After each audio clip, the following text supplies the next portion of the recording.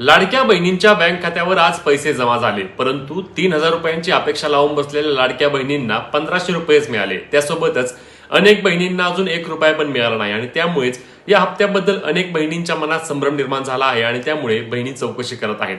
तर या हप्त्याबद्दलची सविस्तर माहिती रीलमध्ये सांगणार आहे, त्यामुळे रील शेअर करायला आणि अशाच माहितीसाठी आपल्या पेजला फॉलो आणि सबस्क्राईब करायला विसरू नका. नमस्कार मित्रांनो, मी विराज. मुख्यमंत्री माझी लाडकी बहीण योजनेचा आज महिला दिनाच्या पूर्वसंध्येला महिलांच्या बँक खात्यावर सकाळीपासूनच पैसे जमा होण्यास सुरुवात झाली. त्याबद्दल आपण आपल्या युट्यूब चॅनलला व्हिडिओ देखील टाकली होती.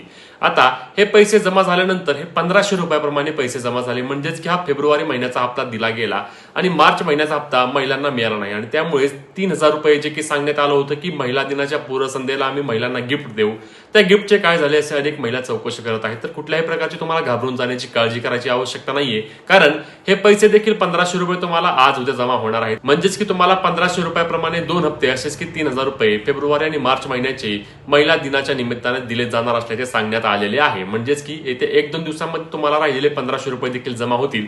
कुठल्याही प्रकारची काळजी करण्याची आवश्यकता तुम्हाला नाहीये आणि ज्यांना अजून 1 रुपया पण मिळाला नाही त्यांना देखील आज उद्या पैसे मिळणार आहेत. त्यामुळेच रील शेअर करा आणि फॉलो करायला विसरू नका.